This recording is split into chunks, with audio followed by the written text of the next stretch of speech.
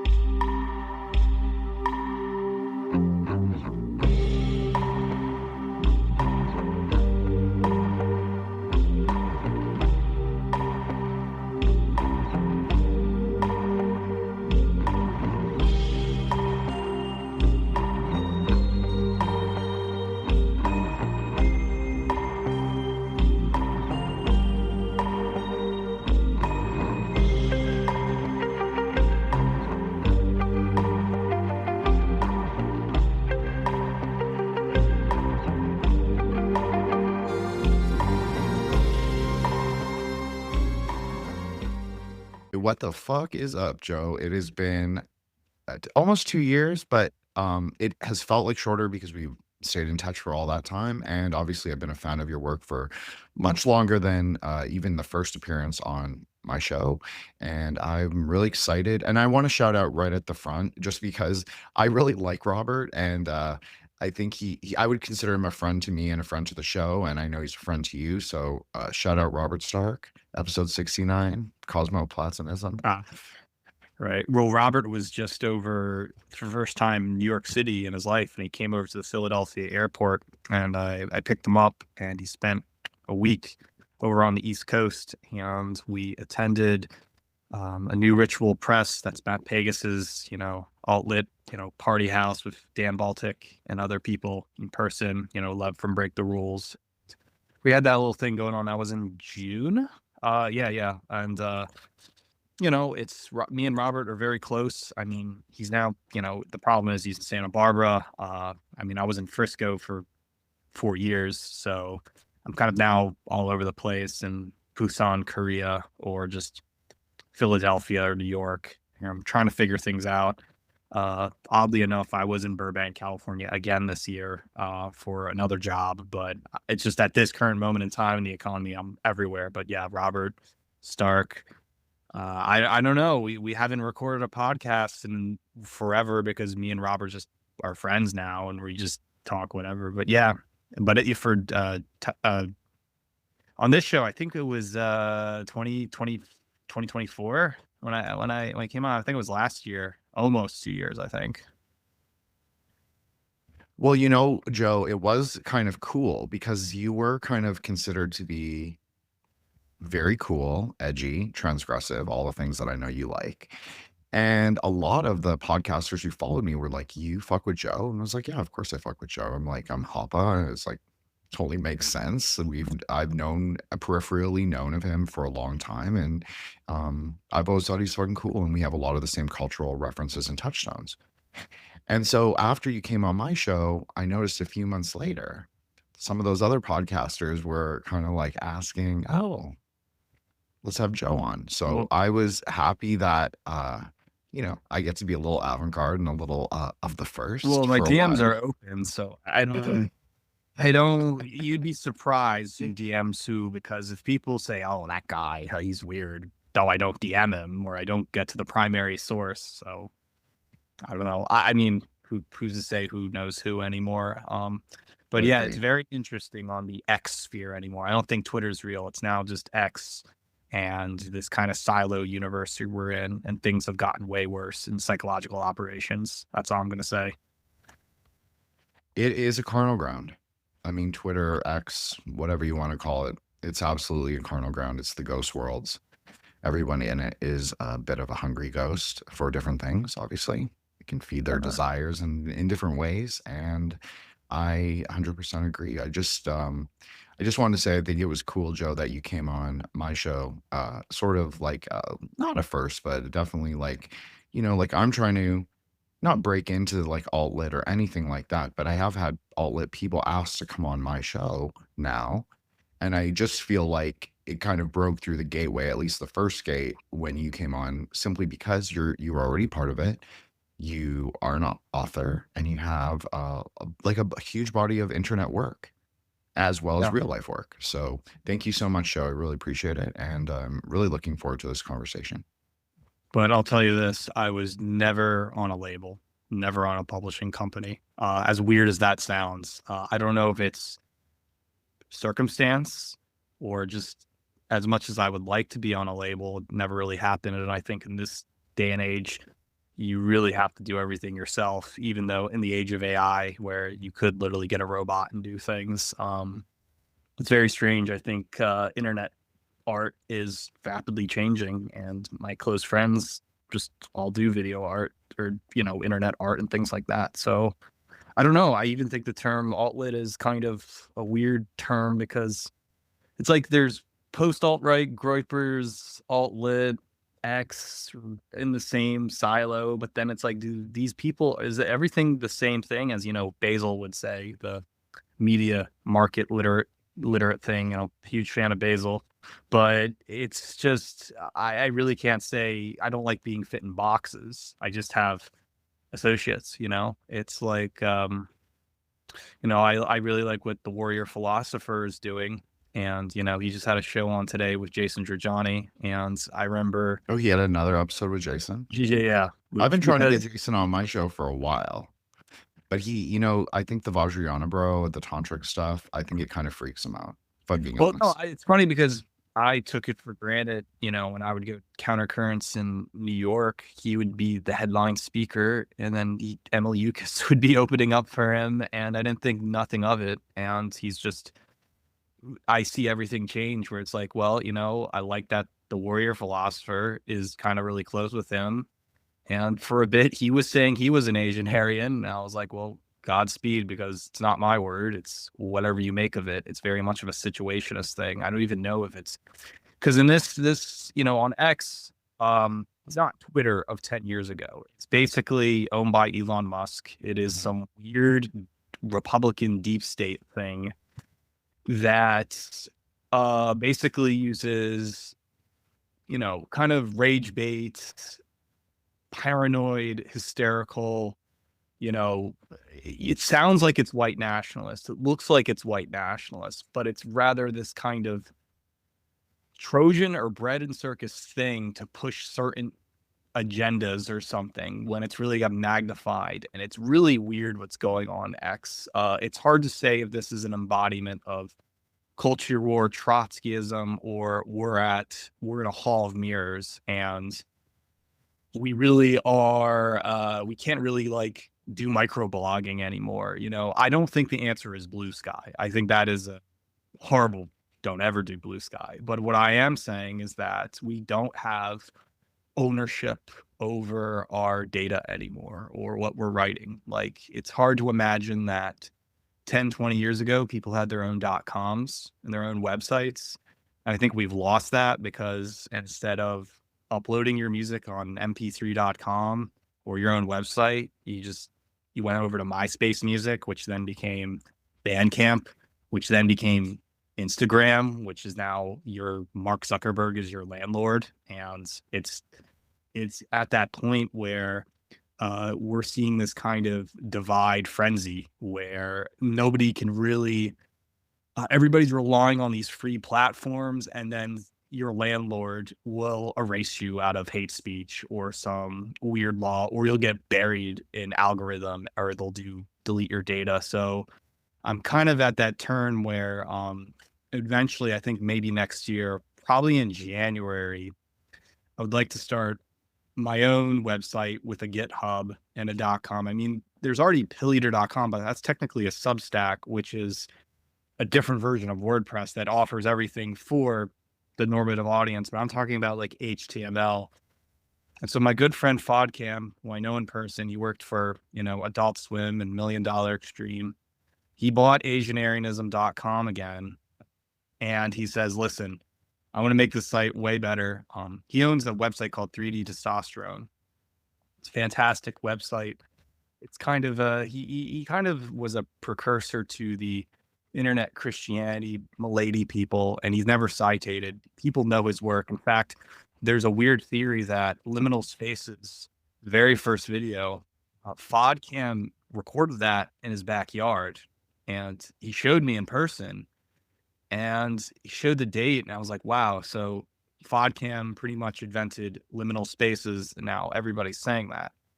I guess to make a long story short, that's kind of where meme culture is going, where we make things and we don't know who the original guy made it is, and we start to realize we're in a really small universe where we are losing meme culture because it becomes this giant whisper down the lane without citation, which is a cool thing. And I think that's the integrity of being on the internet. But sometimes people get lost in that X, Instagram, high school clique and not understanding, what the intention was of the art. And I'm seeing that a lot now. I think having your own website kind of retain your brand and things like that. And that's kind of something I'm slowly coming to realize, especially that you or me as a person are virtual avatars on the internet, and we could very well be having weird parasocial relationships with people all over the globe, and we don't even know. Well, that is obviously true, because I do know people from all over the globe now. I mean, I always have. I've always been a bit of a transnational in a way, not like an elite class or anything, but just simply because of my background. But I think that, and obviously multicultural Canada is just the way it is. It's been that way since the, mid 80s.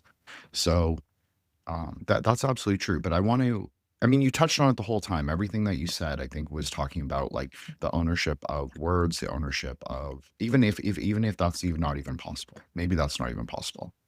But as you are a coiner of words, Joe, and as I am a coiner of words, that one of those words has been appropriated by the Milady crowd, Hapaboria, which is my word. But I did give that kid shit.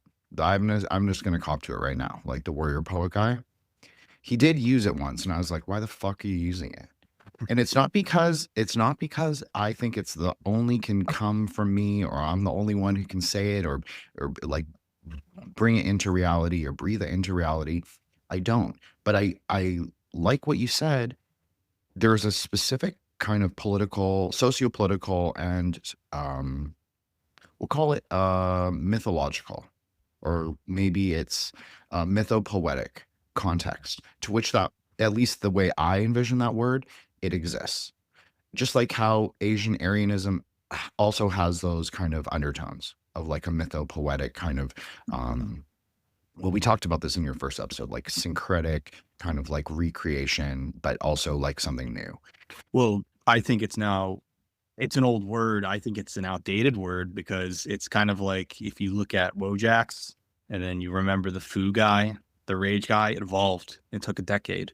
I think back then when I had AsianArianism.com in 2016, the 4chaners and some of the alt-right people weren't ready for it. And it's cool to go to the Wayback Machine, look at the data, look what people were saying, things like the anime rights or something, or even if it doesn't have to be right wing, and how now you go on X and it's literally algorithm boosted.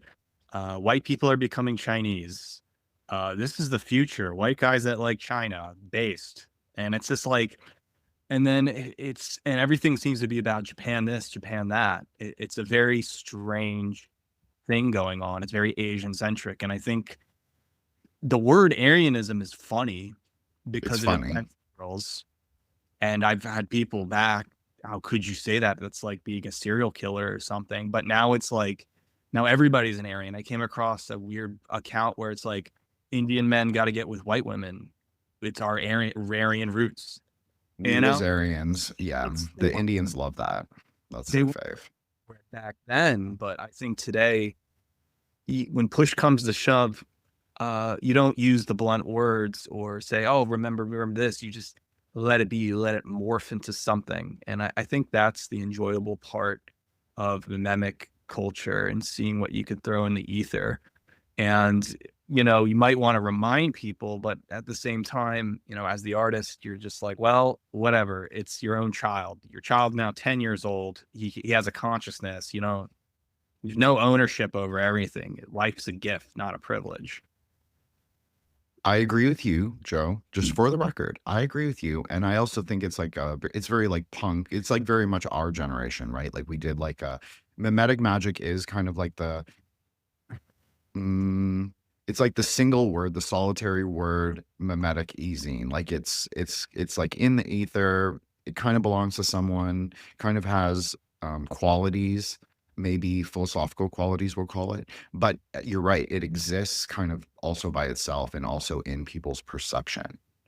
So it is kind of like concrete poetry in a way, to have a word that sort of is like indie, underground, or metamagical, we'll call it. So I agree. There has to be like a punk ethos where you're like, okay, I'm letting it go. I'm letting it be. People are going to take it. It's outside of my control. It's outside of my sphere of influence. And I do get that. I really do get that. But I'm not finished with the word. And I think that this is the difference between like Asianarianism and like Hyperborea. It's that there really is no difference, like besides the presentation. But I'm not fully finished flushing out what Hyperborea is yet. But when I do, I will say it is exactly like Asianarianism, and if Jason Giorgiani wants to use it, well, again, going back to Warrior Philosopher, we were at a Rachel Haywire event, and when he went up, he was like, "I love Pilleater and all his work and all, and I think Asianarianism is the future." And for whatever word he's using now, and I'm like, well, it's not trademarked. Anybody can really use it. And here's the thing. It's just like if you go on Twitter and you're like, well, the two words, ethno-nationalism and multipolarity pretty much, mean the same thing. Within the nationalist circles, they're like, well, nationalism is ethno-nationalism. It's nationalism for all people. And then multipolarity means, well, there's no more Western power. Everyone is a superpower because they have their own nationalisms. And so it's like two different market audiences, but you're talking about the same thing. And that's how I feel about things now, is that you kind of psyop people, if you want to say that. And it's like, is it me Magick, or is it now we are master rhetorical English language users tricking people to do one thing for another? And the way you present your words in English and how you think is how you change people's minds. And I think that's the weird part of it all. And I'm starting to see how things today where, how quickly, and I was talking to this, my friend Neurojack, how today, if the argument, if X is, appealing that it's white nationalist, believes in race, white people are great and all that, it assumes that, National Socialism is the answer. So if everybody has all these arguments, against anti-whiteness, we need ethno-nationalism, racialist this, then liberals can't debunk that because it becomes such a norm. So the only way you can debunk a person is by calling them a pedophile. And so this is kind of like Satanic Panic. Back in the 80s. It's directly linked. The right. two words are even directly linked, excuse me. So, but it's like, I was talking to this with Shane Bugby, another friend. He's in Chicago. We meet up, we talk a lot. And he was just in New York recently for a zine release in Williamsburg. And he's a Satanist, but he said, listen, I'm cool I with remember lots of people from, look, I've had many people, Setians, on the show. I have a co-host who's a Setian, and I'm cool with all that shit. Like, I'm cool with it because I understand it. I don't take it to be like the normies take it. And but I also think Left Hand Path is interesting. But I'm not endorsing or condemning anything. I'm just stating my position for the show. No, Shane's like a classical Satanist. He's seen all of it. He's seen everything grow. But we have these talks, and Shane said, I remember there was Satanic Panic, and this was in the 80s. It was remotely all Christian, and that if it was a serial killer or someone bad or even someone who was politically incorrect, they must have been a Satanist. They must be worshiping the devil. It sounds so absurd, but, Chip Smith of Nine Banded Books, he put out this, volume called Satanic Panic about listing all these examples how Satanic Panic irrationally influenced conservative politics and things like that. Now, there's a second phase after Satanic Panic, and that was Nazi Panic, and that was in the 90s and 2000s. It was kind of like the Dead Kennedy song, Nazi punks fuck off, that all of a sudden there was this upsurge of so-called Nazi punks without really, it wasn't like Screwdriver or No Remorse or like actual neo-Nazi bands. They were kind of just figments of the imagination. And so for at least 20 years after Satanic Panic, if you couldn't prove that they were worshiping the devil, then they must be worshiping Hitler. And that the problem is that, supposedly capitalism is just fascism and decay. Everything is Nazi. And it literally became the whole thing. Everything I don't like is Hitler. And I think that Gen X thing was what Elon Musk went through. Now that he's like the most richest man in the world, he buys X. You see people like Greg Johnson, who, survived academia in the 90s and 2000, and their whole career is reversing that and saying it's okay to be a white nationalist, to be racially aware, and there's not that anything wrong with National Socialism. Hitler was just a statesman. And I think you can explain that with millennial woes market or whatever. That's what they are. They're basically, racial nationalists and Nat Silk guys. And I was sympathetic to that because a lot of them came from industrial music and Marshall Industrial. I love industrial. And there's no denying that, some of that post-krautrock thing or Leibach or Rammstein was impartial, influenced by totalitarian imagery and things like that. But I think now that that's so mainstream and everybody has played the part of Nazi panic, it no longer works. It's kind of like, you've now have evidence that we are in a very weird CIA, everything I don't like is Hitler.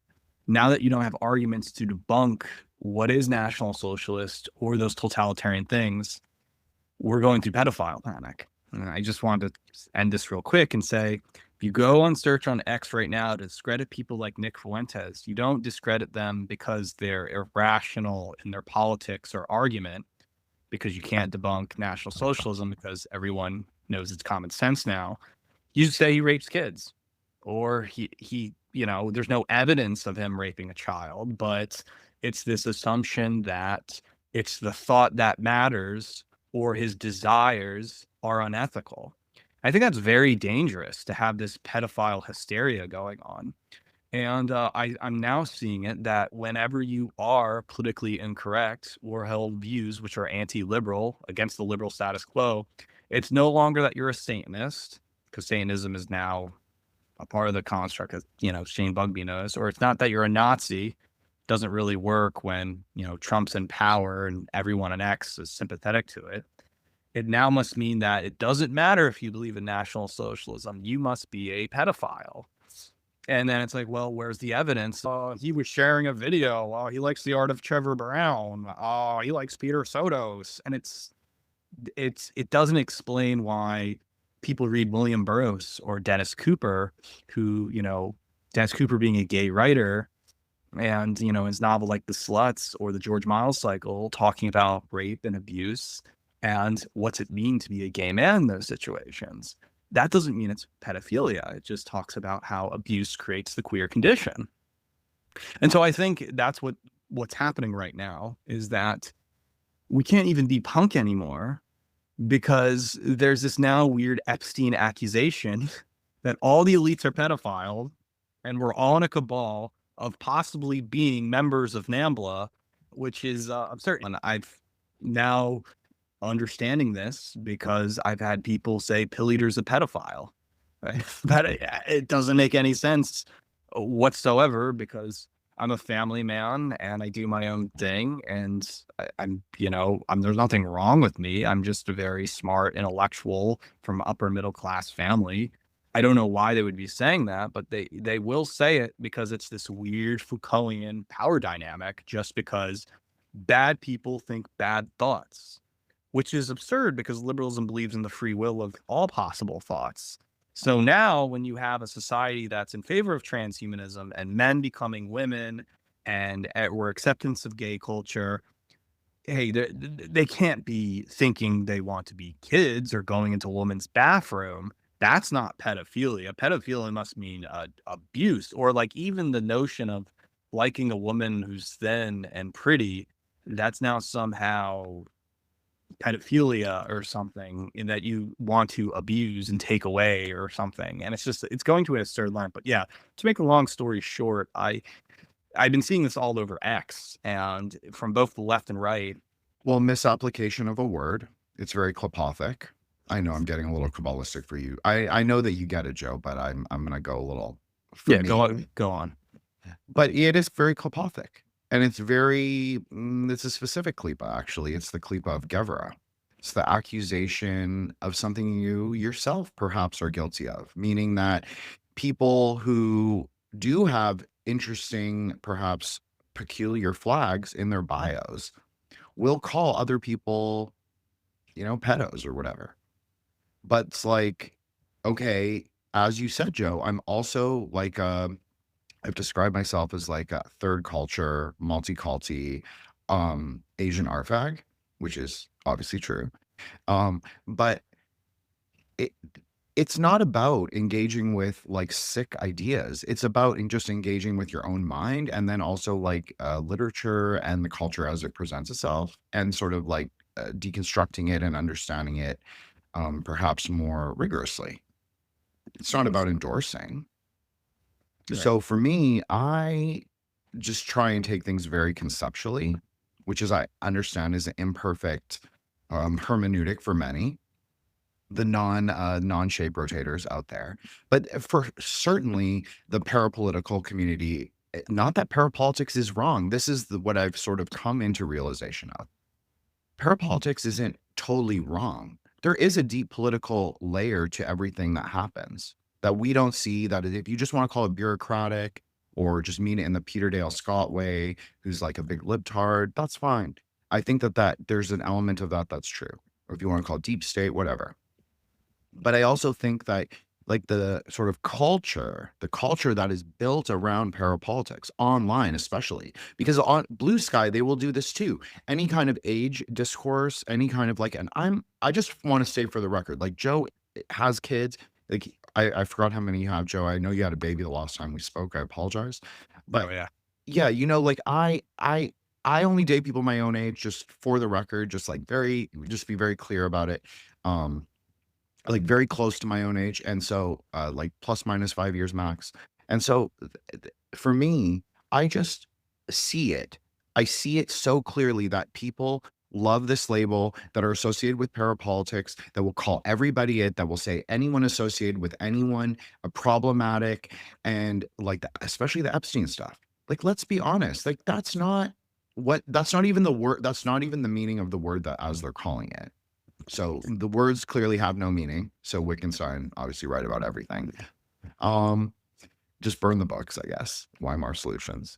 But really, the parapolitical people on Twitter carry a lot of responsibility on this. But I don't think it's just them, because I think it's a silo, as you said, that has been created to capture their narrative imaginary and sort of put them into a kind of ideological box, like an ideological klipa. And I also think that this is part of mimetic magic more broadly. Like maybe this is the meta magic of mimetic magic, is that they will use things like the dialectical sort of rhetoric to push people into specific silos, and then they will reverse the polarity. So then like what becomes good becomes bad, and what becomes bad becomes culture.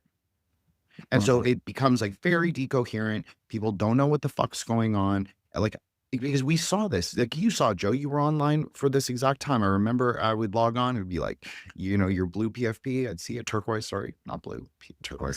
But so that's what it is. It is like the parapolitics broke up, like the kind of right and the left parapolitics scene. They kind of splintered into a million pieces. You have the Dave McGowan left-wing crowd, who's like very Magic's not real. But then all these people are Satanists. And then if you're a Satanist, you must obviously be a pedo. And it's like, I Oh yeah. really think you're missing the point. And then you have all these right-wing MAGA people who are clearly very theosophically or Scientologically or Mormon, like Enochian inclined. We'll call them Enochian care. And they are talking about like Christ consciousness and like all this stuff. So very magic, kind of like consciousness magic. But then they'll say everything else is satanic. It's all Luciferian.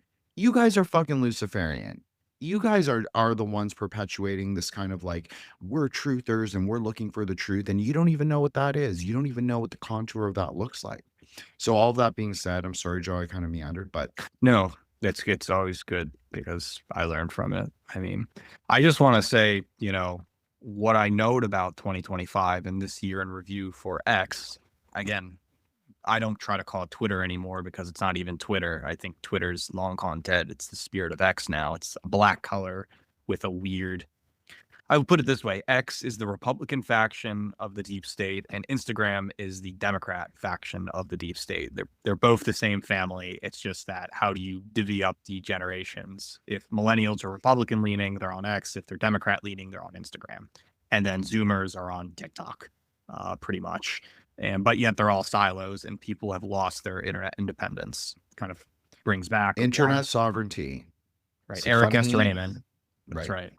So Eric S. Raymond, he wrote a book called The Cathedral and the Bazaar.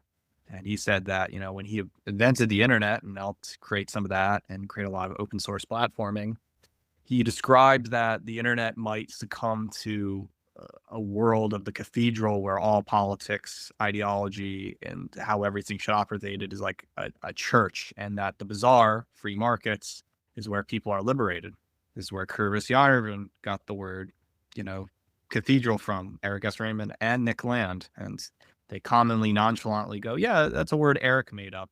And again, goes back Asian Aryanism or half of Orion. It happens. It's just open source. But everyone knows it was Eric S. Raymond who was kind of the early start of intellectual dark web.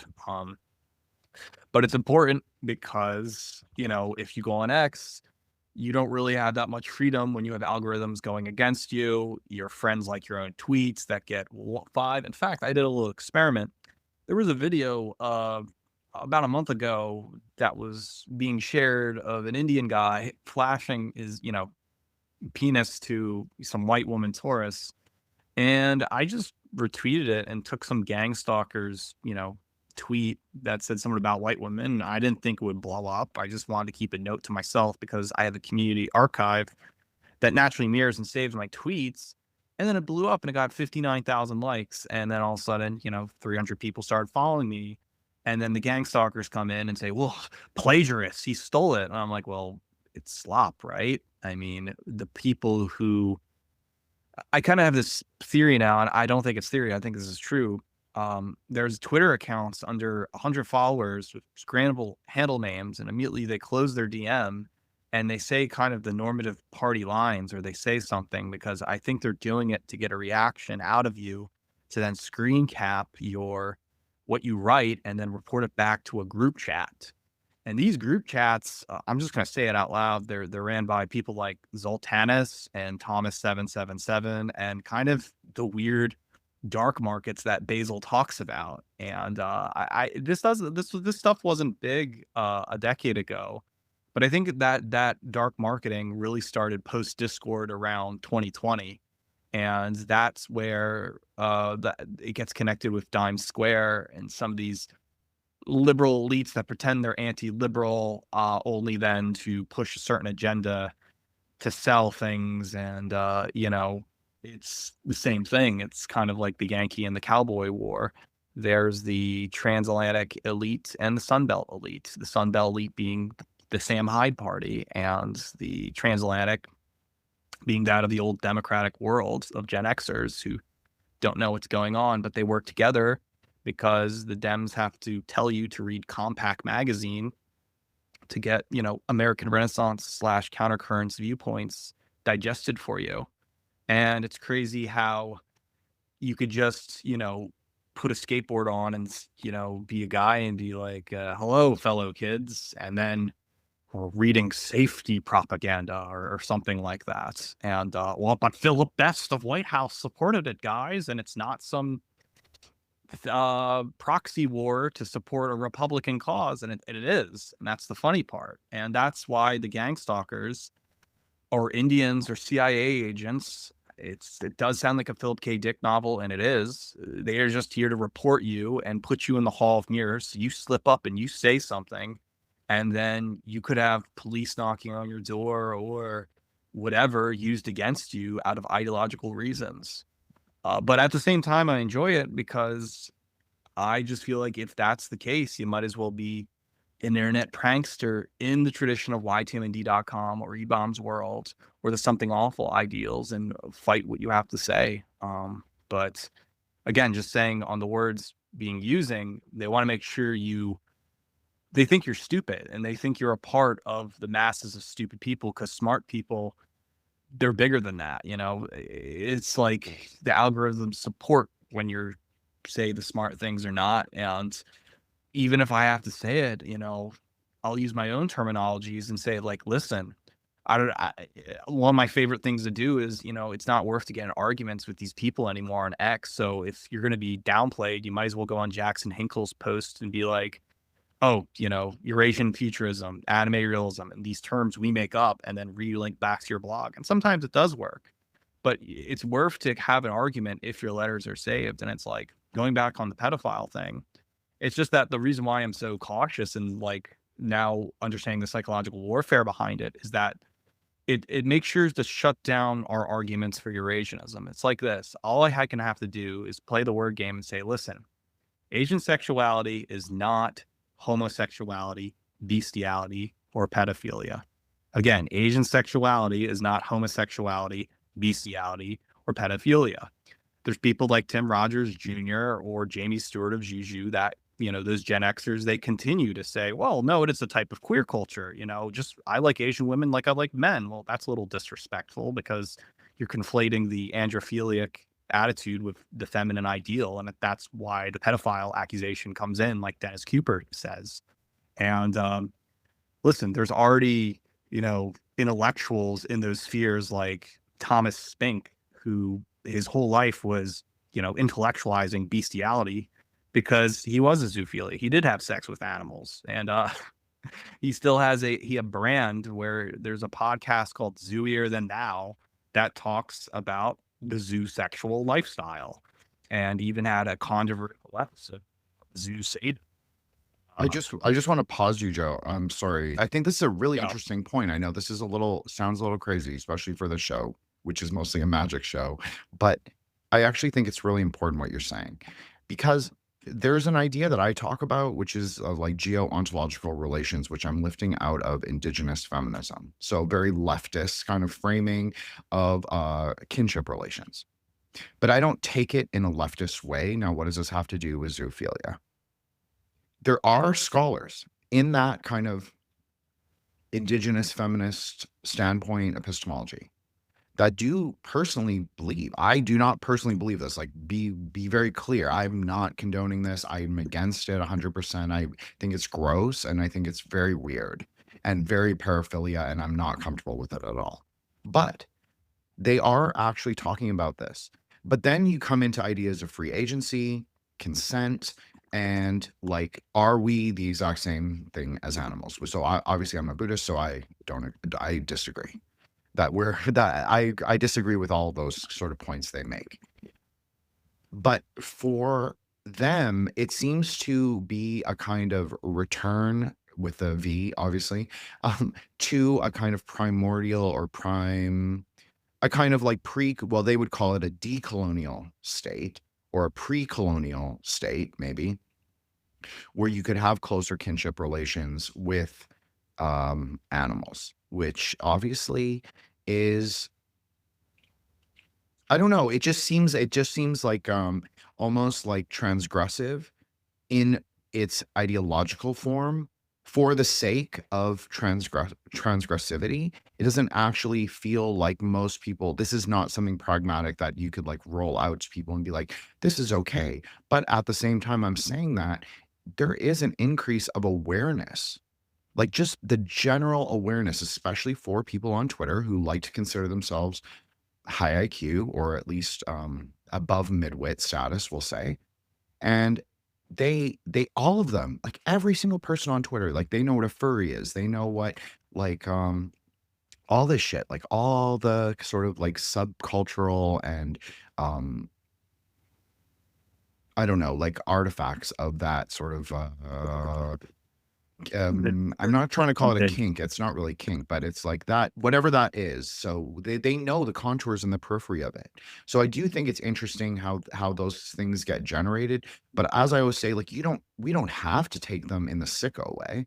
You can just take it as like, yeah, actually we should pay attention to like the biome that we live in, the like relationalities that we have with the land and with like the sort of like the spiritual forces, but those also arise maybe number one in our own mind. So I would say that those are kind of like impulses or inclinations that maybe you would go through in spiritual experiences. Like I'm talking more like hardcore. I'm not talking about just like Sephirotic Merkaba journey. I'm talking about like maybe if you were like like an An Prim shaman and you were out there in the wilderness for like 49 days, we'll give it a magic number. And you were like you were kind of going through, maybe it's things that you would think about, maybe it's visions that you would see, but it's not necessarily the material grounds to go enact those things. So I think that that has a lot to that's for me, Joe, personally. I think that that has a lot to do with narrative discourse and what things are considered acceptable, because what things are considered acceptable in your mind, do you not have sovereignty over your own mind? That is No, the like internet sovereignty, right?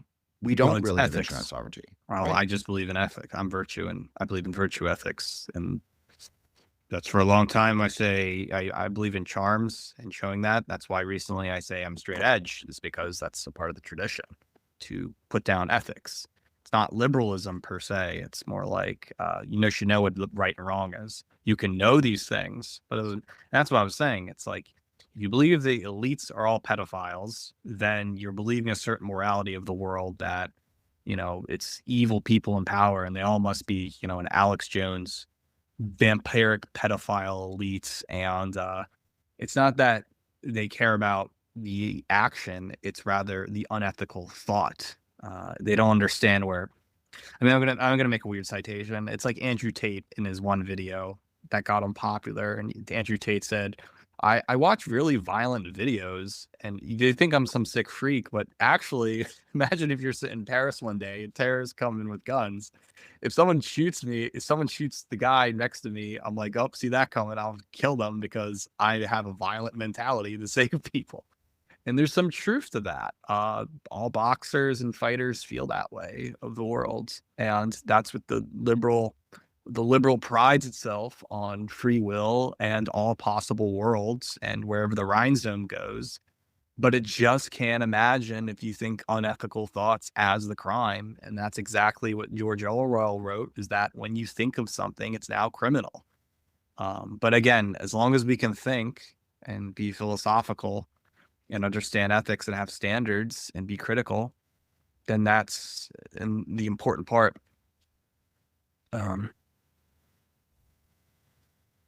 But whatchamacallit, I just wanted to say, going back on that thought, I just wanted to say real quick that, the word Asian sexuality, even though I'm pushing that as well, because it follows the liberal framework, I wouldn't say it's a paraphilia.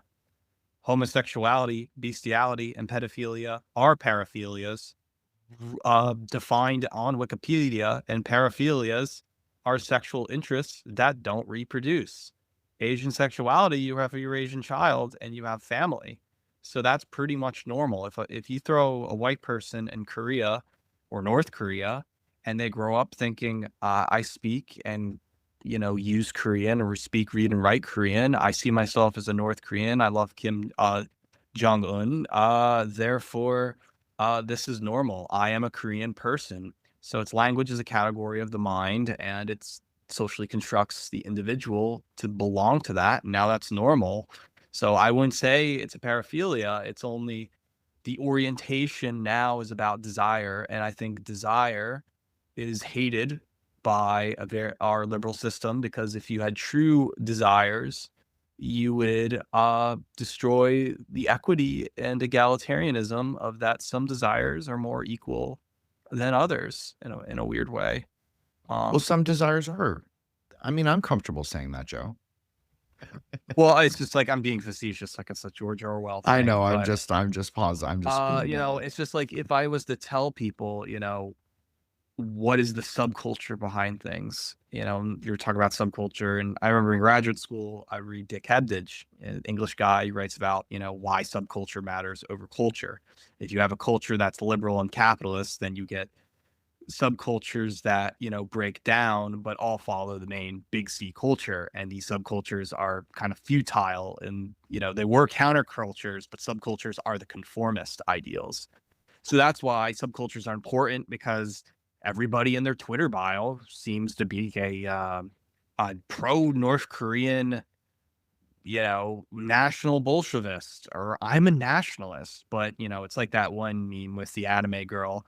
I may be racist, but what you said was mean. It's as if we are turning everyone into liberals that thinks they can.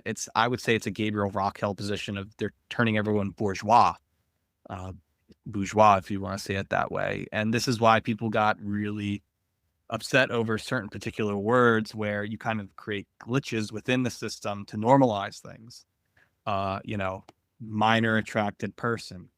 That means you're attracted to minors, but it uses that politically correct, soft message as if the user is sincere with their convictions, right? And That's the problem. That's exactly you're hitting it, Joe. Sorry to interrupt you, but that's no, but it. It's the sincerity and the Zoomer sincerity push. Be yourself. Be a performer. Be an influencer. Go on TikTok. Show your like real, true self. but it's gonna break down. That's right. Well, that's the whole thing. And so, but they're co-creative. What you're saying about like the word of soft liberalism and also the identity liberalism of Zoomers. They're co-creative. They push them in. That's another way to push people into silos, into categories that they don't necessarily belong in, or as we've seen with certain kinds of gender ideologies. Look, people can go live how they fucking want to live as long as I don't have to pay for it. I've been very clear about this my whole life. But the problem with it is became a mimetic contagion. It really did, regardless of how people feel about that sort of explanation now. It was very clear. You can look at, there was a clear Tumblr trajectory into, they were testing it. Someone was, people, even if it was the community itself, they were kind of testing to see how far they could push the boundaries in a sort of more mainstream, quote unquote, but obviously the internet is also subcultural. It's also somewhat underground. Tumblr at that time, 2014, was very underground. Right. I mean, the funny part is that I think liberalism falls on itself when we assume that all the Tumblrites and interesting niche subcultures have to be accepted in the liberal moral frame as citizens of the G7 liberal capitalist project.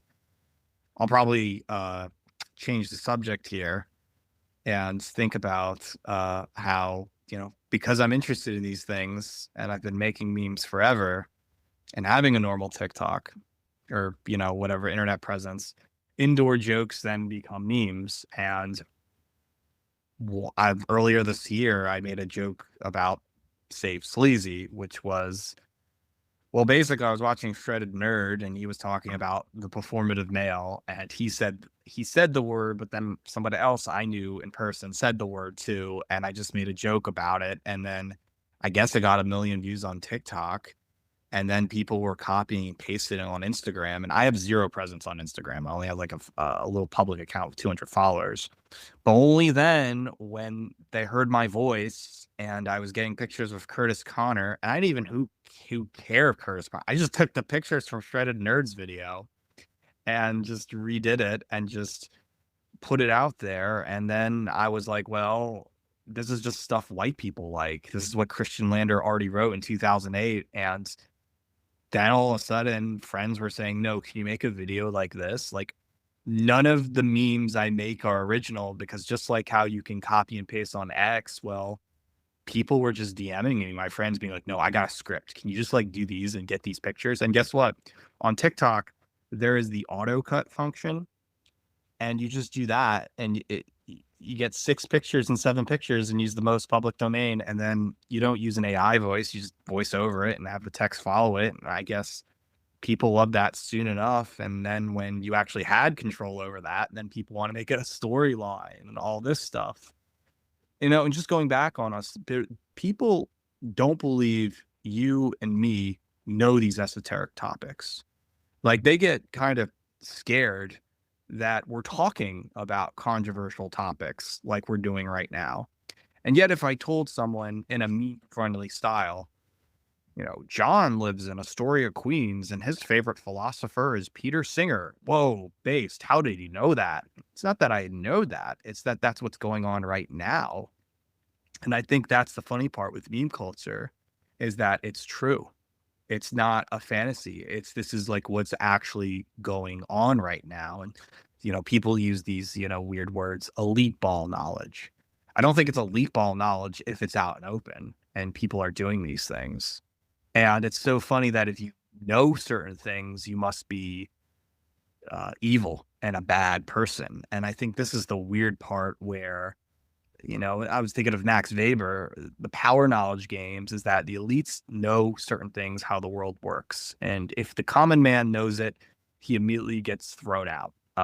Or, you know, they try to test and see what's happening. And so how could me, just a normal guy or whatever, who knows, like us, we're both affluent, whatever, how could you know all these things and make funny videos?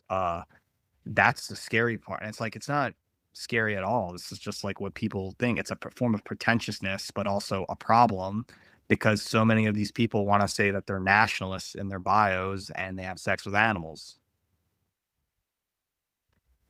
Like, let's be honest, as we spoke pre-recording, the whole internet is a LARP. I think you even mentioned it in this recording. All identities are essentially bullshit online. Correct. If you cannot, as you're saying, you could just be a IG, I call it IG AI slop, Instagram influencer. That is my experience on Instagram, not my experiences and not my persona. But I follow a lot of podcasters, a lot. Like, most of my Instagram account is mostly following other podcasters, particularly in the occult sphere, some in the truth sphere that are doing somewhat interesting things. But for sure, the whole thing, even with Magick, this is the same. Occult people are definitely not free of the klipas. They have not broken free of the tunnels of Set at all in the terms of identity. They have pronouns. They not and like, it is what it is. But even like they'll say like left-hand path, Satanist, like anti-cosmic, and that's fine. You're just ideologically identifying yourself in like what niche category you fall into. But even in that is just a LARP. Like, the whole internet is We Was Kang's 3.0 right now. It's getting crazy. It's Like, getting really crazy. I mean, that's the problem. That's the problem. And we should be studying it. Well, that's the whole thing, is that you are an internet anthropologist or an internet ethnographer looking at the way mimetic culture affects real culture. And because we know that it does, you can make many people have made the clear argument that is what won the 2016 election, was mimetic magic. I would be very comfortable in co-signing, at least partly, that there are groups of magicians, that there are people thinking in more metaphysical ways. That doesn't mean woo-woo candles in a basement and like sicko shit. It's the CIA and MK Ultra. Well, Joe, you know this. So I'm asking you, I know you'll know this, but who runs the Internet Archive? Who runs the CIA archive with all the fucking grimoires, with all the chaos magic books that you could like a young mage cell like myself could possibly want? I've been to the headquarters too. Yep, I've been to the actual headquarters to drop off data in person in San Francisco, and it's pretty. I'll be honest with you, people don't utilize it enough. There are data from 2004, 2003 uploaded online and never taken off, and it's the best platform to upload your data on. And no surprise, this is why the private corporations want to go against Internet Archive, because all it takes is a single search to find very offensive, contradictory information or media, and it's there, and they never take it down. And that's a good thing. And I think it's kind of the last thing before having your own internet server, paying once a month. It's free, and people, or it's like this, I've been DJing for, college radio recently, and there's these fake silo platforms where they're treating everything like it's LinkedIn. DJs never had a resume, and they're like, well, if you want to be a DJ, have a Mixcloud. What the hell's a Mixcloud? Well, it's just a service that uploads audio like SoundCloud, and you pay $120 a year to upload your DJ mixes, and they're going to take it down if you don't pay $120 next year. I'm like, well, isn't there the Internet Archive or your own website or like YouTube? And guess what? Those are free alternatives. And yet there's this white collar managerial class saying, I legitimately need to be a DJ if I pay for NTS or a Mixcloud. And I'm like, well, that's not Carl Cox or Frankie Knuckles never did that. And there's a very performative, fake, white collar LinkedIn ideal of the world that late millennials and Zoomers think it is. And this is why I'm a proponent of Linux and open source, is that everything is free and in front of us, but we're not utilizing saving data or telling, because algorithms, this is internet warfare going on. It's literally this weird PKD revisionist history going against us. For even this is dark data, as we have this hour of audio that, what if somebody in the future, 20 years from now, in 2045, hears this on this particular date at the end of 2025, what are they going to make it in their research? What was really going on? Well, this is a great point, Joe, is that maybe I'm going to ask you a question. I'm going to phrase it as it doesn't have to be rhetorical. You can answer it or not. It's totally up to you. So I was a young teenage anarchist baby, and I think that perhaps there was inclinations or impulses that were correct. And I'm not speaking for anyone else or anyone associated with me or anything like that, but I do know privately that there are people who have agreed with me that perhaps like there are structural forces in place to create this kind of white collar LinkedInification of the internet in toto. And it's interesting because a lot of millennials, a lot of people in the alt-lit community, in fact, are actually like work labor jobs, like work more blue collar jobs, or they piecemeal sort of white collar work together. And it's like that's how they kind of like make a living, which is very millennial, of course. But I also think it is like speaks to their kind of aspiration culture. Like what millennials aspire to is that kind of like CEO who wears like a, $50,000 wristwatch and like wears all black and is cool and like wears sneakers with his suits. Like maybe not that's not that cool, because like the other thing I wanted to comment on before is that the right wing has become like a scold mill. Anyone has tattoos, anyone has and even like you were saying, like if you even have like outside belief and like this goes along with the dark web, we'll call it group chats. These are very real. These are very real.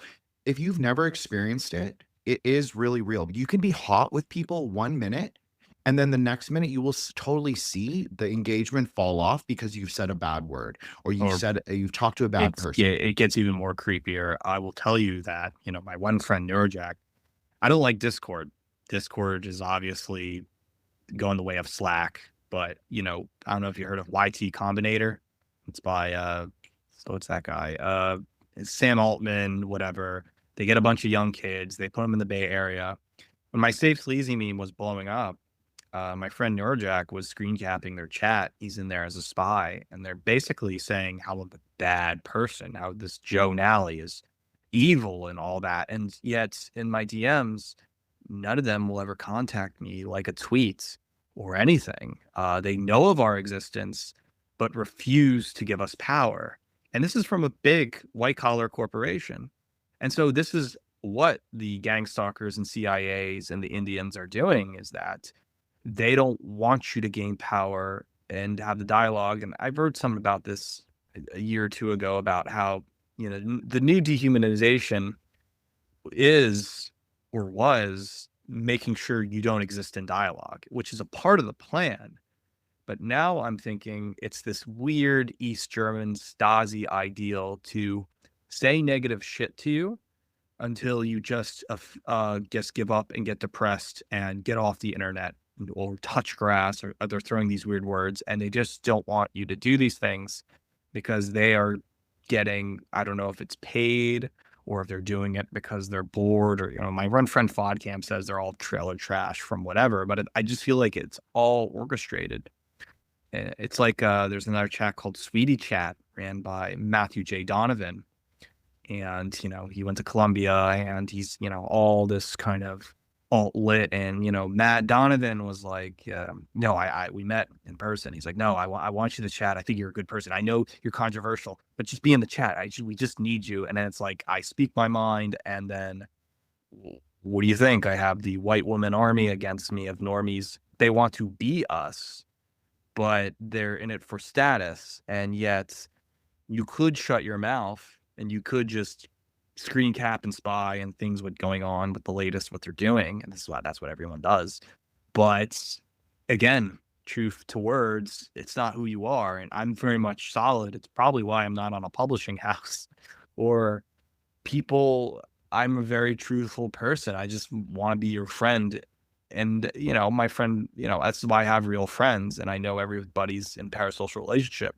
This is why, Sweetie Chat will, Matt Donovan will get Winifred Wang and be like, we're having our book event for the girl who made the meme that was like, well, at least I'm not a Hegelian e-girl meme. And, she liked me and followed me and she supported and she wanted me at the event, but I was honest. I'm not a performative male. And I just said this and that. And then she blocked me because I also know, Sanjay in person. And Sanjay, the Hegelian e-girl, he was a part of the team with Nikki the Hegelian. And, we're good friends. And because of that connection, it cuts off the Sweetie Chat. And whatever group Sanjay's in, it gets really crazy. Some of it is something's weird going on. I think it's a weird sex trafficking drug ring, and it's scary that the elite practice this. I mean, again, it's related to Epstein, but I wouldn't say, what the real bad people is some weird rich kid shit. And I don't. Well, they get to hide under Epstein, right? It's the perfect. Right. It's the perfect when you see it. Exactly, and it happens a lot on Twitter. I'm not saying I'm not in any group chats, like for the record, like Joe even brought me into a group chat. I'm just saying this for the normies show. I didn't leave because of Joe. I left because I had my own drama and because I didn't want to involve anyone in like any kind of weird, I just didn't want to involve them in my drama. The thing is that draw people into my orbit. So I like keep my circle very small, very tight. Like if I'm cool with you, I'm fucking cool with you. And that's there was a time 20 years ago where it was hard to make friends on the internet. The only people on the internet were E-Bombs World, Something Awful, and to meet people at like a convention was considered a funny, cool thing. And there was for 15 years, actual guys and nerds meeting friends on the internet. And there was a golden age. This is before Tinder and dating, which is now normalized. Now it's like, the reason why we're so isolated is that we thought social media was meeting people offline, but that's not happening. And I've had this happen to me before. You'll have these so-called fans writing you fan letters and all that stuff. And you talk a little bit about your private life and who you dated and what you did. And then they're writing a dossier against you and you're giving intel. And then they're spreading lies about you, which is total slander and all that.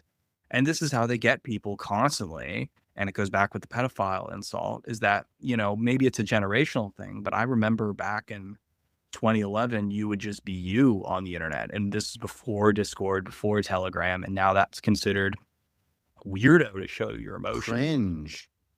And guess what? They're all Paul Town fans. They're all Frank Hassel fans. They're all coming back to Sam Hyde, Dark Media, Sex Magazine.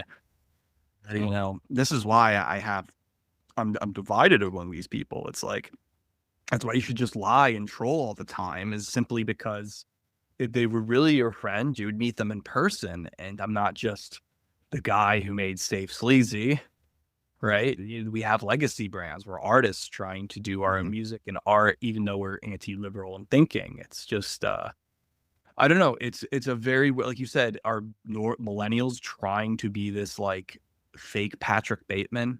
It's like, it's a Yes, very the right strange, wing is for sure. psychotic. That's the thing. If you read American It Psycho, is psychotic. that Is the whole the problem. whole point of the novel was that there's something wrong with white collar culture and managerialism. And if you read behind the text with that, it's pretty obvious. I mean, when I was 15, I was reading Days of War, Nights of Love by Crime Think. That's like an anarchist compilation of like, Oh, I'm very familiar with it, Jen. yeah, yeah. I mean, I made some weird citations on it. In fact, that volume had a quote by J.D. Salinger on the back, from a review from, I think, 1994, like, zine, and that's what pushed it to notoriety, is that J.D. Salinger, out of all people, was celebrating an anarchist 1994 manifesto. But anyway, there'd be weird things in that book that were kind of lifted from Bob Black, and I really love Bob Black too. I think, you can buy some of Bob Black. He's now on Nine Banded Books, which is the same label that published Jonathan Bowden. A lot of people don't tell you that. Nine Banded Books. But, Interesting name.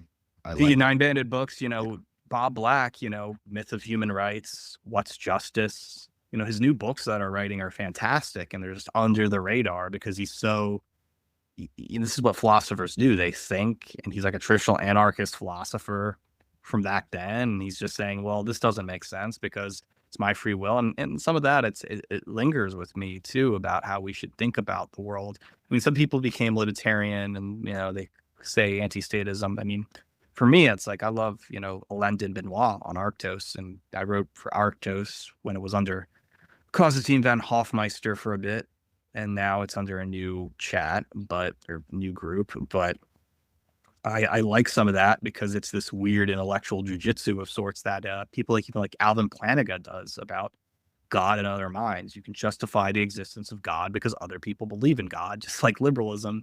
And then you can use, Plantinga theory or de Benoit, and you can kind of create your own creative thinking. It's, it's what makes me think about, some of the negative philosophy of, David Benatar, to not exist. Oh, well, we shouldn't be existing because you can't be good. You can't be happy. It just is. So therefore we shouldn't exist. And it's like, again, it's irrational, but it's rational in its application. And I kind of like that, how you can literally persuade people in this Richard Rorty-esque analytical lines to do things. And I think that's missing from the dialogue here.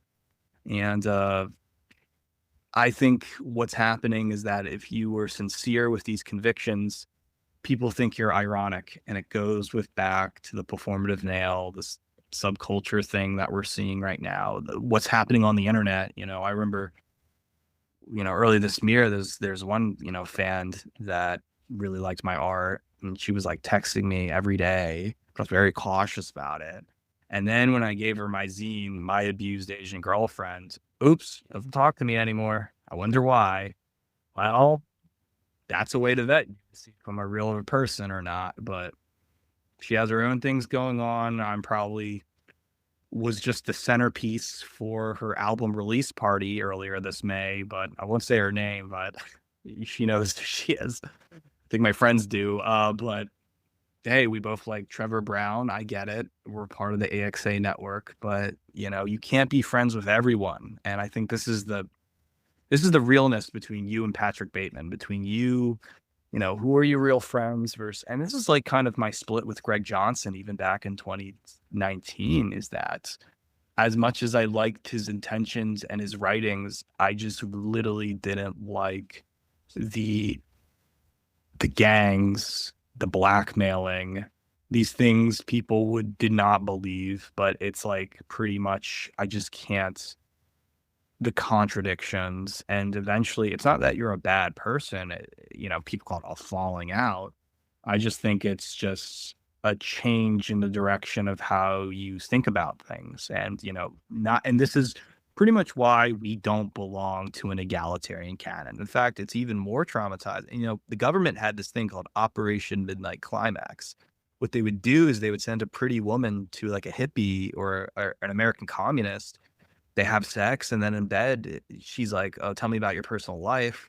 Then she reports it back to an officer, and then they get and that was called Operation Midnight Climax. I still think we live in a pseudo form of that because even, you know, I'm married, I have children, but like there were women that I knew 5, 6 years ago that would approach me because I was Pilleater, and you know, you fall in love with it, and it's like, well, that's perfect. And so that's how they really trick people. I mean, even look at in the mainstream version, Empath Chan, you know, take a picture of Sneeko and take a picture of this. This is what women do. They are basically subtle agents.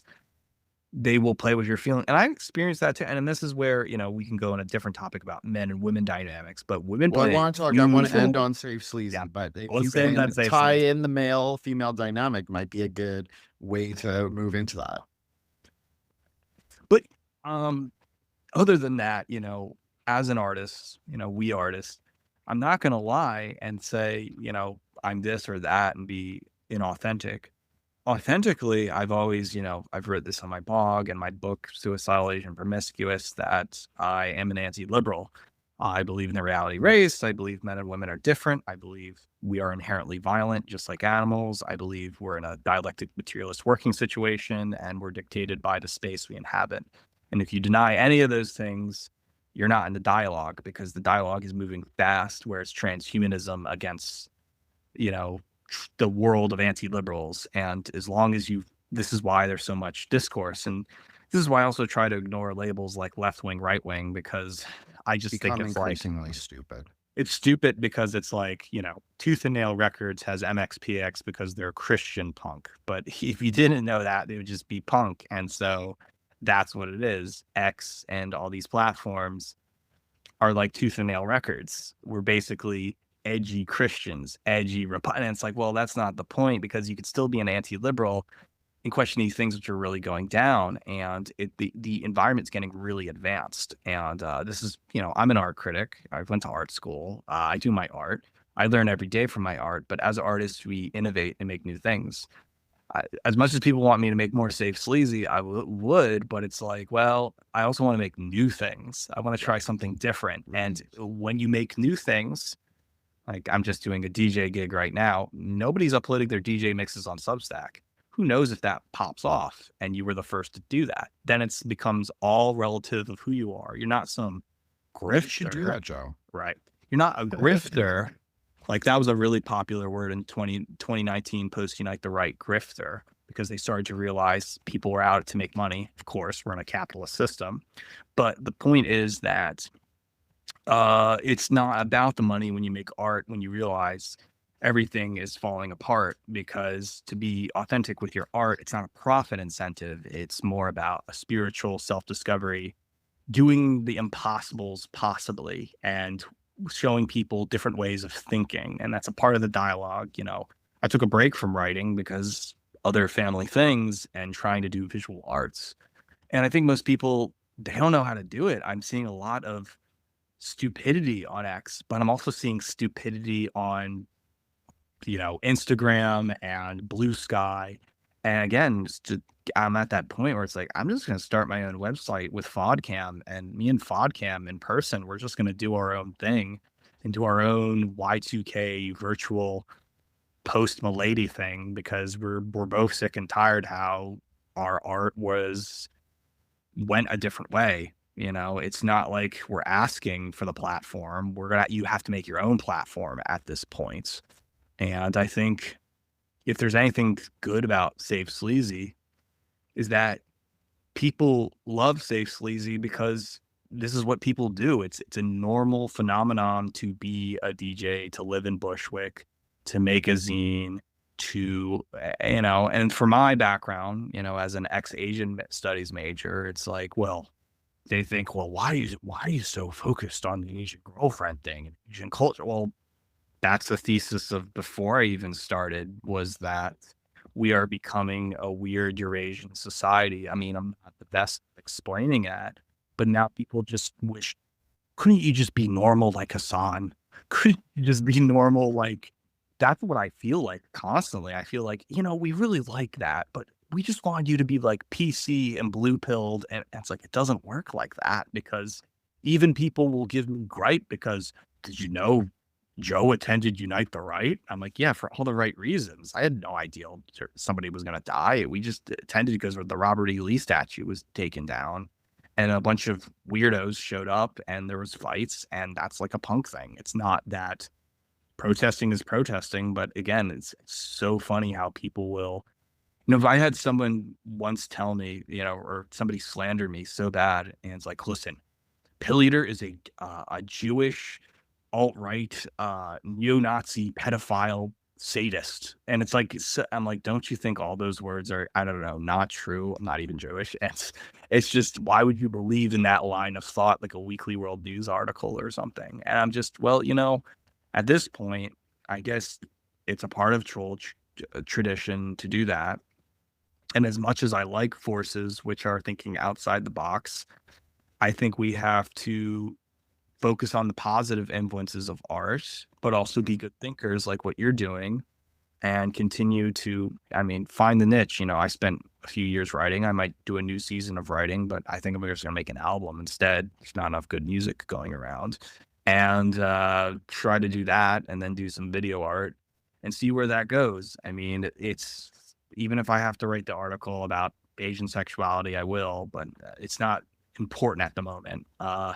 I think we're in a very rapid internet environment. I think this is a really good time to start your own website, get a .com, and save your data, because they're going to wipe us out. Could wipe out X very shortly. And I'm having a bad feeling about it. And I just feel like the silo world of like Instagram, X is going down the toilet fast. And a lot of people think it's going to last forever. I'm like, no, these are literal boomer echo chambers. And I'm kind of frowning on people that are striving musicians or artists, and they just have an Instagram. And I'm just like, no, you got to know your internet independence before anything. And that's kind of where I'm seeing in the dialogue right now as what's happening. And I think most people, what I'm seeing in the Groyper sphere, the latest Jerry Springer trash TV moment, they're not seeing that. They're just seeing a lot of crazy, contradictory, like we said, subcultural things going on that's not adding up. And I find it interesting. It's been an old habit of mine, but it's like, no, we have to do something else. Whether, as cliche as this sounds, I don't know if you have a Canadian network that's going down, do that. I try to do my little East Coast thing, or, reach out to me. I'm a human being. Always tried to push that, but it's hard to say, because even when you meet up in person, it's a game in and of itself. But yeah, Absolutely. a lot of crazy stuff going on right now, for sure. I totally agree, Joe. And I think that, you touch on everything. I could probably speak to you for like 3 hours, probably longer. I probably could speak to you for a couple of weeks. But I won't keep you forever. But I do want to say that you said like a keyword, or what I would think is a keyword, contradiction. And obviously this is Hegelian, this is Marx, this is Kabbalah, we call it paradox, but I digress. I like to resolve paradox. I think of myself as a good Kabbalist. I'm no David Haim Smith, but who I really like. But basically, yeah, we want to resolve paradox. So there is no resolution to the paradox unless you actually listen to what Joe is saying. Like, the online culture, the cultural environment is so extremely fast paced. It's like constant. Jerry Springer, that's a perfect way to say it, Joe. It is Jerry Springer. It is the drama. It is other people's fucking bullshit. It is other people's perceptions. Everyone. This is like every single influencer, thought leader, a person who's had like a, million views, viral tweet, like on our side, or whatever even that is. That's not really a thing, but it's all narrative containers. It's just to push you into like the thinking. And if you cannot think outside of the containers that you're allowed, then how are you going to make art? How are you going to push boundaries? So I think what you're saying, Joe, maybe I'm wrong, you can correct me, But I agree, and I think that's actually very Aeonic, is to kind of return to form, return to actually making, whether you want to call it digital or material culture. But actually, I think that is what is, I think that's what we're supposed to be doing right now. But you also want to be critical of your bosses. I'm very critical of the bosses because for me, personally, I love industrial music. I love electronic music. I like board gaming. I like all these topics. But you have to understand the forefathers who run far right culture all came from some weird Gen X sphere of anti-liberalism, which then contradict themselves. And then people believe knick-knack, paddywhack, give a dog a bone. If I'm nice to this guy, then I'll get a raise. And we're literally seeing the Patrick Bateman white-collar work style where, and this is why I don't like either, that, if you're nice to Dennis Cooper, you'll be the next Dennis Cooper. And it turns out it gets really crazy here. So if you're nice to Jim Goad, you'll be the next Jim Goad. And it turns out Jim Goad, William Burroughs was reading Jim Goad. And who was reading William Burroughs? And it's the same thing. And so at the same time, it's like you have to be. I kind of picked up this like Gabriel Rockhill kind of CIA and the intellectual world war thing, where it's just like, listen, our idols are not the best idols, and we should be criticizing these pillars and seeing the origin of these things until we realize that perhaps the entire subculture of white nationalism relied in its origin not upon normative racial preservation like it's Scandinavia, but on some weird industrial record from the 80s, and you're in it for something else. You're in it for a post-gay culture. And that is what I find fascinating. And that's why, I like Dick Hebdige and all that stuff. And this is where this is where how they feed into you, to the madness machine. So to say this again, to make a long story short, do not engage in anything that looks like, acts like a punk zine until you realize it is a tooth and nail record MXP. A Christian rock record hiding behind, and that's what we're seeing. We are seeing the guy with the skateboard saying, "How do you do, kids?" And they're basically, it's not the 80s anymore. It's 50 years late to the party, and it's pretending that this is the new punk called and it's like, no, it's not. It's just, I don't even see myself as punk. I'm more like an avant-garde artist, and I see a lot of people fake traditions, fake ideals, and you authentically who you are, and no intimacy, and no. See, and that's the thing. If I was to say anything authentically other than my own church of the subgenius subculture of AXA, I would say straight edge, because the history of straight edge culture was putting common sense and virtue back into the arts that you made while being critical. But I think people have lost that point. So we're on our own now. So I just say AXA. Well, I love that, Joe. I'm going to respond to 3 things, and then I'm going to let you plug and have the floor to have the last word, the final word.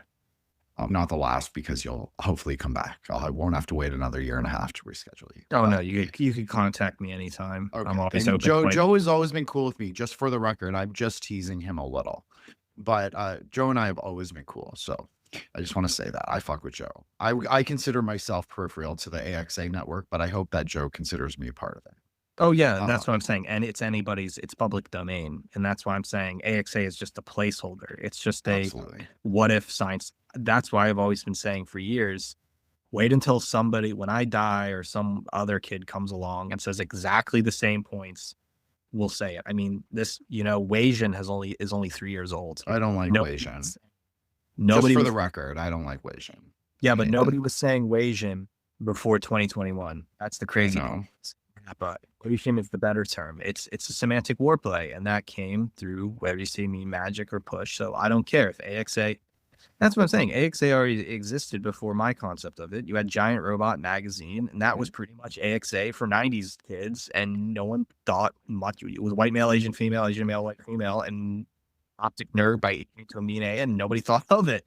But now there was a strange SJW push around the early 2000s, and and now it's petering back up again. So I think, yeah, it's a lot of, pushing and shoving. And if that grows, then I'm on to the next thing. And then I learn I mean, it again sounds like a cliche, but it's you do learn. It's a never-ending process of learning, growing, and being like, well, actually, I want to say this. Actually, now that I was able to talk about those traumas, I can able improve upon the dialogue here. And this is actually what I want to see, and it's a never-ending, and that's the fun part. And that's what I like. Well, I agree with everything you said, and I think that there is a kind of I'm not a generation person where I'm like, "Oh, fuck all the boomers," because I think it's more of an individual case by case basis, but I understand the inclination to like that they have pushed their kind of ideas onto Gen X. Gen X is a very reactionary generation to boomer culture in particular. Millennials like to think they're reactionary to that, but millennials are really reactionary to everything. So it's not really, it doesn't have the specificity of Gen X where they're always like, fuck my daddy, but not in a funny way or like, more, it's not as transgressive as that. It becomes a lot more facile and like, Lifetime Network, like, you know, why the bad kid turned out bad. Um, I think that you're right though, that we kind of have to say, fuck it, not that it's everything. It's like you're saying the ideas exist in the aether. The ideas exist on the I'm going to use kind of my language, Joe, but like on the corpse ground. So we have to lift the cannon from the corpse. And so that's what I'm all about. Like that's what this show's about. That's definitely what like the people that I have on the show, like you or like Solar or like other people, they get it. They get like what we're like trying to like not as like not pagan reconstruction, be like clear about that, not for you, Joe, but for people listening, but it's like the kind of reconstitution. I actually like that word better. Reconstitution of a kind of American magic. Like, what is that? How does it look in 2025? And what does it mean for people who would consider themselves perhaps magicians? And maybe that is also like what you were talking about with words, and like a word cell is just a magician. Every magician is a word cell. You can look at, we talked a little about Temple of Set. It has Everybody to in mean Temple of something. Set is a fucking poet, is a writer. They have books. They teach college classes, university courses, all of it, because they're word cells. And then in the word is sort of the vehicle for magic, but it also carries magic in and of itself. Mhm. So I think that that is kind of what it is. It's like that's what art is supposed to be. It's just like the embodiment of whether it's visual or audio or written or something else. I It's like very mixed expressive. media. I think you like mixed media, like kind of visual video art. It's very of our time, very juxtaposed. It's very like it's all those things. Like all the cool Korean kids. That's what they were doing in like the early 2000s. It was like Right. video art and vinyls and just doing I'm very aware weird of it. kind of unknown things, right? Yeah. So that's kind of what I see. And I do agree with you 100% that we kind of have to say fuck the institutions, but also like maybe not in a material anarchist way, like not saying like, oh, let's burn it all down, but maybe we're just going to actually use our words, use our intellectual capacities and our art to kind of criticize and highlight contours and contradictions in it. Uh, right. A lot to think about. I mean, art is an expressive form.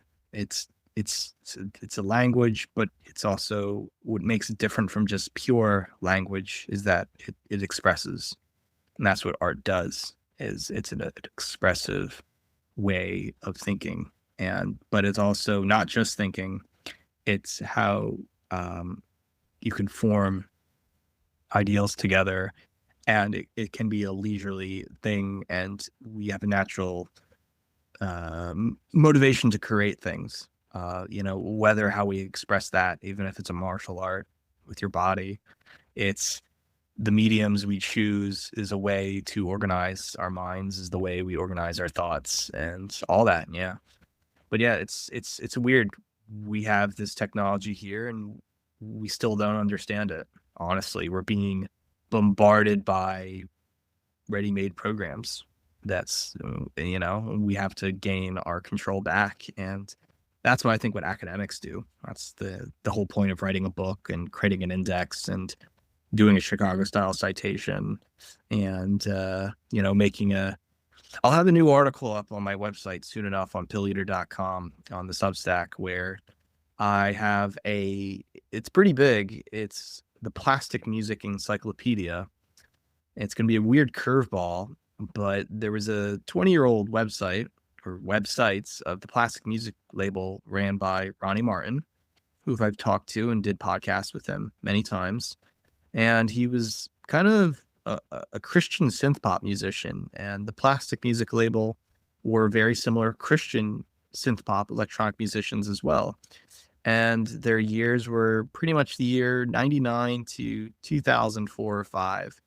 But there was a lot before MySpace Music. You had .com websites with these Plastic Music musicians, and I've just been using the Wayback Machine and taking pictures and writing their bio and organizing that. I should have that article up not in a few days, maybe next week, but why it's important is that, as Vodcamp stated, there's this super obsession with being, Y2K Christian Milady type. But none of these people know who Ronnie Martin or Joy Electric is, and he's been around since late 80 and 90. And when people were using not GeoCities, but .com websites, they were sincere, anti-social media. The internet was a different world 20 years ago, and you still had what you would call these, tradcath, right-wing ideals before even people became aware of it. And I don't see no citation from that. So I just thought it's a very interesting subculture, the Plastic Music, Ronnie Martin, Joy Electric thing. And I'll have that article up a bit. I just find the website so fascinating because if you like electronic music, old website, broken designs, and all that stuff, I find that art fascinating. And most people are unaware. They would definitely repost that on a Instagram page and it gets 4,000 likes or something. Whoa, look what I found in the record bin. I think that's what Safe Sleazy was. It's like, oh, Safe Sleazy's listening to, this liberal music by Kazumi Tataka, the guy who did the soundtrack for Animal Crossing. Did you know he was making massive attack tracks? And then people would discover that on a Discogs page and they wouldn't even know. And it's not that you're a genius. It's just that people don't know, and you have to expose these things, You are a true archival anthropologist, Joe. So straight edge, I actually like that. I think that's very aeonic. If we're thinking like kind of like aeonic politics, aeonic cycles, aeonic thinking, I like that. Straight edge, straight, not rigid.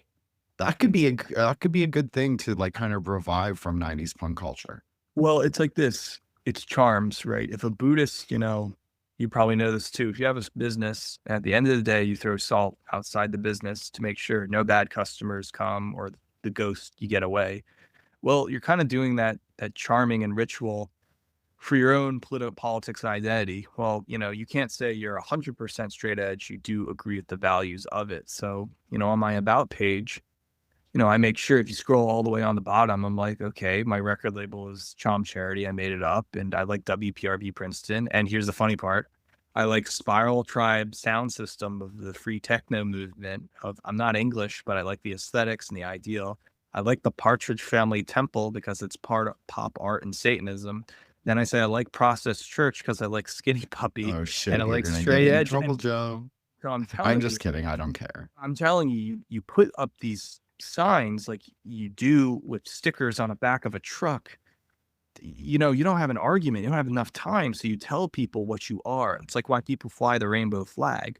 So you put these things to tell others, just like you're throwing salt outside. It's a way to, or a Christian holds a cross to show, okay, these are the values I subscribe to. If you like any of these XY things, you should talk to me. If not, then salt goes outside, get away, Process Church, got it.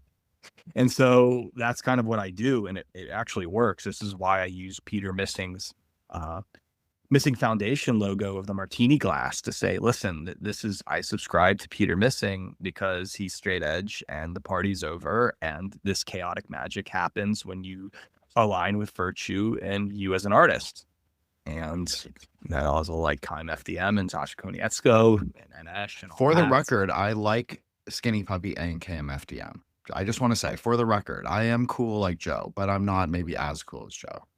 Did you see them when they they went to Calgary and Toronto last year? I It was did 20. not. I did Okay, not see them. they toured. It was like their first time in 9 years. I mean, they came to San Francisco 3 nights in a row, but they went to Toronto. Was it Calgary, Vancouver? Yeah, because they're Canadian. They're from Vancouver, Calgary, so they had a few nights there. So Well, Vancouver's a very interesting place. Joe was born there, and it is very Hapaborean, of course, or yes, AXA. And I interviewed Jamie Paul Lamb, who's a very important, like probably the highest ranking Golden Dawn person who's like public. Even he goes to fucking Victoria, BC for his higher grades. So it is an interesting place. And I think the Bay correct. Area is much the same. Oh yeah, it's the Seattle Bay Area. It's very close in proximity to way, but the northmost is Vancouver, and so a lot of interesting things happen there for sure. Blank Banshee, it's another one, but he hasn't toured in 3-4 years. But yeah, Skinny Puppy, Blank Banshee, all that's a very interesting area for sure. Very William Gibson, the godfather of cyberpunk. He's there with his family, so Well, he's a libtard now. He teaches yeah. some kind of MFA pro. And I'm not saying I had Dustin Cole on, and I want Dustin to get an MFA job if that's what he wants. But I just know that him and I spoke about William Gibson a little bit, and he kind of he's not what you're talking about, where you're talking about taking the aesthetics and making them kind of our own and putting our own. Yeah, we're obviously resurfacing, reconstituting old ideas. That's 100% true. Right. But he's kind of inhabiting the 1981 cyberpunk Blade Runner aesthetic in 2025. I don't think he ever outgrew that personally, but that's just my appraisal. I mean, things change really fast. I mean, again, some of my favorite Canadians are Seth Gregory Gallant. That's his name. Joe Matt. He's technically American, but huge. Chester Brown and Sukian Lee, who are all Toronto based, but they were pretty popular in the mid to late 90s. But I would say that was kind of that little sphere of comic writers. The Toronto trio did have some huge East-West Eurasian influences from a very weird background. I wrote about it in my Joe Matt article when he died. I mean, he died in LA, but especially Steph's influence, especially his obsession with old Canada. I'm so surprised that white nationalists don't say, "Oh, do you read Gregory Gallant?" If you have time, look at Gregory Gallant, Steph's comic book work where he talks about Canadian cartoonists, even some of his lectures on why he prefers comic over graphic novel, his Canadian identity over this, and him dressing up as a 1930s Canadian is pretty radical, I would say. People say it's reactionary, and there's also Canadians are reactionary. I'm not talking about the CBC boomers that are on Facebook all day. But you can look, there's a lot of people on Twitter that are interesting, that are Canadian, that are thinking about things in interesting ways, because if you want to put it in an Agartha kind of esoteric tourism way, we're closer to the primordial mountain. I do think David Suzuki solves something, but it's not, people overlook it being they think it's multiracial, where it's this accidental psychological operation says, well, if anybody can be a Canadian, well, then certainly Eurasia can happen here. And so that's why if Eurasianism's happening, it's probably only going to be in 2 places, the Bay Area and Canada, which is pretty much true. Well, I'll end on this. There's a long-running debate whether the world island is, in fact, Central Asia, like Eurasia, as Joe was saying, or perhaps there's a lot of focus on Egypt, especially from the quote-unquote occult community. I have no problem resolving this. There were clearly Aryan rulers of Egypt for many dynasties. There was a lot of cultural interchange. I personally think that Central Asia, Eurasia, is the sort of world axis, world island. So I think that if you create I know this is getting very esoteric, I'm sorry, Joe, but if you create the world island here, if you say maybe North America, maybe we take a page from the Mormons or even L. Ron Hubbard, we say that America is actually the world island. Wouldn't it make sense to then reproduce certain elements of Eurasia, since it is also akin to Eurasia. I don't know. Interesting. Yeah.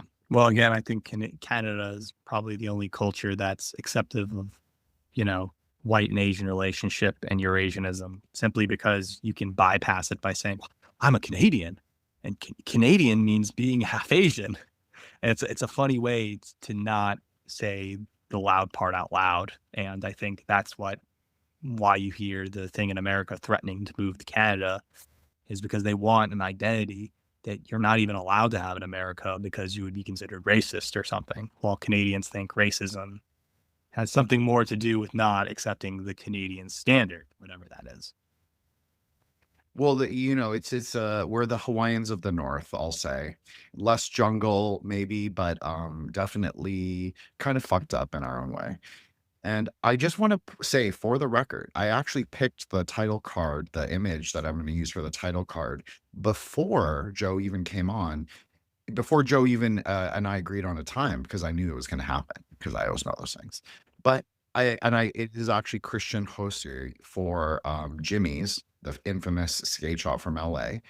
And it is him on a skateboard doing his famous airwalk, not the one that everybody saw that I posted on Twitter that went like a little viral, but a different one. And so I just want to say, I did not get the idea of the skater when Joe said that. I was like, is he reading my mind? But obviously there was something on the Aether wave that connected it. So thank you so much, Joe. And I did not get that idea from you, but I'm going to still use that title card because I think it's sick. I think it's situated perfectly for AXA / or AXAX Hyperborea episode. And I am honestly thrilled to be your friend, Joe, and also like to be associated with you and your ideas, even in the periphery. And I just, you've always been a huge influence on me. So thank you so much. If I ever do come to Canada soon, maybe, I don't know, then I'll let you know. Though it would probably be through Telegram or X, because I don't know how Canadian phone systems work.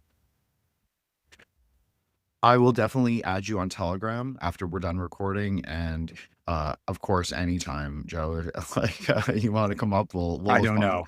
I live in the rural part, but maybe we'll make a weekend adventure for the city. I have a lot of friends in Montreal, not the one that I mentioned. He's not my friend, but like Sochki, who's been on the show a bunch of times, and a lot of Jews. But they're good people, and they know a lot about Kabbalah. So young Magi's got to learn somewhere. So basically, that's where it's at. So thank you again, Joe. Really amazing. All right. All of Joe's links I'll put in the show notes.